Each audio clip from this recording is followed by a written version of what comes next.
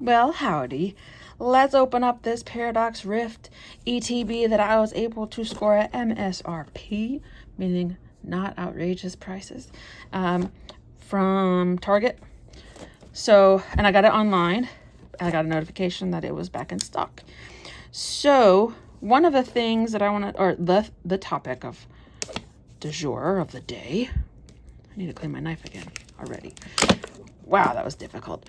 What I want to talk about today is this little thing that I think is unfortunately going to be something that we talk about more often in the near future. So it's just an unfortunate prediction, but I'm putting it out there and knock on wood that it's not true, that I'm not on point here, okay? But I want to talk about today. What I want to talk about today is stagflation. So we're going to go into econ for a second here today, okay? So, in case you're not familiar, every one of these elite trainer boxes comes with a book that has some information in it, including the set list and then some information. So it tells you all of the cards, stuff like that. So there's some good ones in here. This is Paradox Rift again. I haven't opened this one yet. I've opened up packs on this channel, but I have not opened up this guy, dude. And then on the inside of the box is kind of like a poster situation. Okay, so we got our. That's funny. I've never had that happen before, where it got all bent out of shape. Okay, so we got this cardboard, and then we have our packs. 1, 2, 3, 4, 5, 6, 7, 8, 9 packs. We have dice. That's funny. In the more recent ones, it's in like a hard plastic container. Doesn't really matter either way. But you get those. You get some dividers, some card dividers. I'm pretty sure this is Roaring Moon. I'm not super sure. And then we got a block of energy so we can play. We have our code card. And we have our Screamtail promo, which is fine. If you like Screamtail, I guess this is a cool card, but that's fine. And then we have these, which seem like honestly kind of ugly to me, but who am I to say?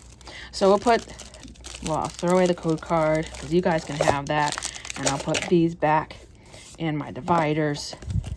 And I'll put my promo back in there. And then we'll just open up the packs. So, stagflation. What is it? What is it? That is the question, right? Let's see. I don't care for any of these characters, so we will just go in the order in which they were given to us. Okay. We got this one first. Wait, how many did I say? I don't even remember how many I counted for you, but I don't remember. Anyway, okay. Stagflation is what is the word? I forgot. I recently learned this word. Now I forgot what the word is. It's a word. There's portmanteau. Got it. Portmanteau, which is, if I'm not mistaken, a word that means that it's two words that you put together to make a new word. So stagflation would be stagnant plus inflation equals stagflation. So what does that mean? It's a very uncomfortable time, okay? So when the economy is stagnant, that means it's not growing, right? Again, not good. Now, when we say growing, like a healthy growth rate, we're only talking like 3% GDP or something. It's pretty low. It's not as high as you might expect because it needs to be sustainable. So if we grow like 3% every year or whatever, that's totally fine. Okay, we got some reverse hollows and then a hollow. No big deal so far. When you have inflation, which means rising prices, and a lower value of your dollar, meaning that it goes less far, you can buy less with it, and you pair that with an economy that's slowing down, you're going to have a bad time because that means that unemployment will be higher. maybe hiring slows down and things like this. So then the question is, okay, well, how do we get there? Like, what is the problem? And further, maybe you're asking, why did I bring this up? Why is this something that I think might come into play in the near future? Okay, that's a solid question. So there's a couple of reasons why this could happen, but the one that's more relevant ish. Okay, no, I won't say that. I'm not going to say that one is more relevant than the other. The first main cause is what's called a supply shock. So when we look at aggregate demand, which is an aggregate is a combination of everything. So aggregate demand would be like, ooh, we got an illustration rare. Okay, perfect. And on my loaded, people like my loaded. Look at this guy on top of the garbage pile. That's some nice garbage right there. He's even got a fan, a volleyball. He's got his priorities. That's awesome. That's great. Okay. That's definitely a win. I love my full arts. Okay, we still have a few more left. Anyway, so supply shock. Okay, aggregate supply is an aggregate or like a mixing of all of the supply of all of the items and things in the economy. So it's like a zoomed out version, as opposed to like when we say supply and demand. If we're looking at it in a graph, we're talking about one item, whereas aggregate supply and aggregate demand is the whole economy.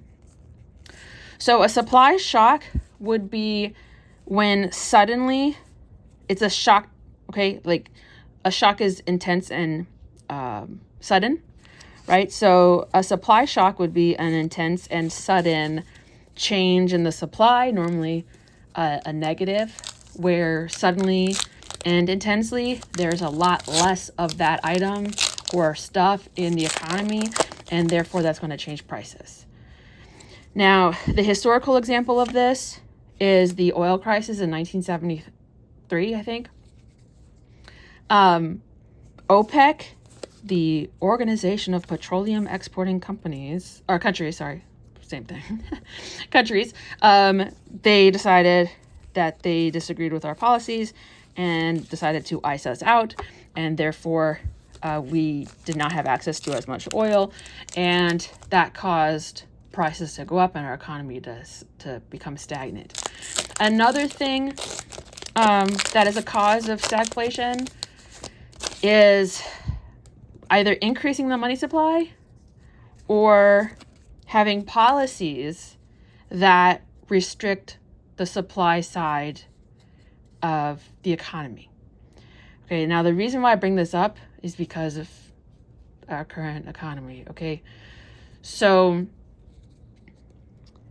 Donald Trump wants to implement and he is implementing a whole bunch of trade restrictions, right? He's doing tariffs, and he's doing these reciprocal tariffs that, whatever they're going to tax us, we're going to tax them. Okay, fair.